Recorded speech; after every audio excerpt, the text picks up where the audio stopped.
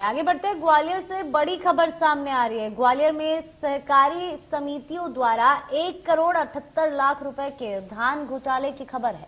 धान खरीदी प्रक्रिया को लेकर मंडी में अपनी धान बेचने आए किसानों ने सवाल उठाए थे, लेकिन जिला प्रशासन जानकारी होने के बाद भी अनजान बना रहा और ये घोटाला हो गया। ग्वालियर में धान खरीदी के लिए 46 सहकारी समितियों को धान खरीदी की अनुमति दी गई थी, जिसमें से 19 सहकारी समितियों ने जिला प्रशासन के साथ मिली भगत कर 1,78,00,000 की कीमत का 920.50 मीट्रिक टन धान गोदामों तक पहुंचाने से पहले ही गायब कर दिया।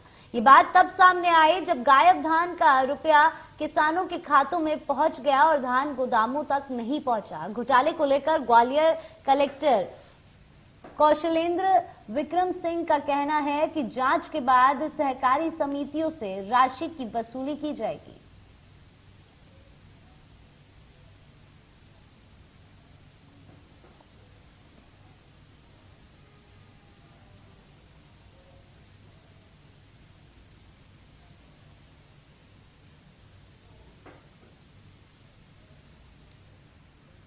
ग्वालियर से ये बड़ी खबर। 29 सोसाइटी क्या है? ईटमा मेरा गांव है। ईटमा मेरी सोसाइटी लगी हुई है और यहाँ पे 29 तारीख तक का मेरा मैसेज था।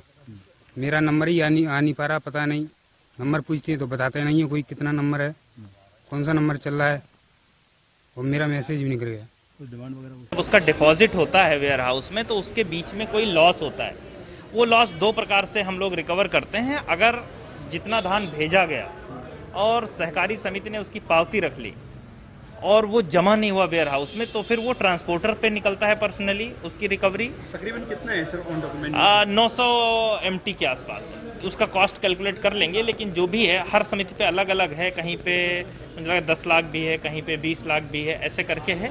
तो वो सब पूरा जो है हम उसका रिकवरी कर रहे हैं। पैसा मांग रहे थे, लंबर से टोली लगी थी और लंबर आ गया था जो वैसे झुका रहे थे। गेल लंबर की टोली झुक रही थी, रात के दिन के वैसे हमारा तो लंबर आ गया तो नहीं झुक पाई। हमारे जैसे लगे मेहनती लगा के करे खाया दर भी खाया। पैसा ले रहे थे साहब। कौन पैसा ले रहा था? जी ले रहे थे तोलीबाजी।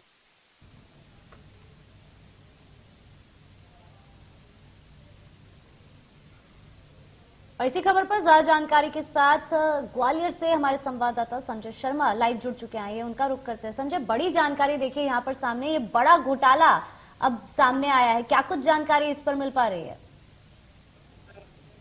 बिल्कुल, यहाँ पर एक बड़ा अमूमन होता ये है कि किसान चक्कर लगाता है सोसाइटियों के, उसको पैसा नहीं मिलता। लेकिन इस बार नया घोटाला सामने आया है कि किसानों के पास पहले ही पैसा पहुंच गया, लेकिन गोदामों तक जो है माल, उसका धान नहीं पहुंचा है।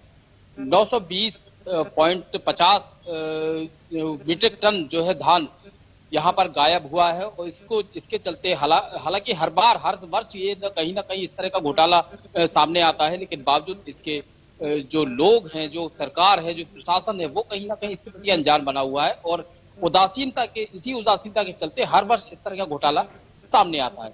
जी, बड़ी खबर यह है कि किसानों तक पैसा पहुंच गया, लेकिन मंडियों से जो वेयर हाउस तक धान पहुंचना था वो नहीं पहुंच पाया।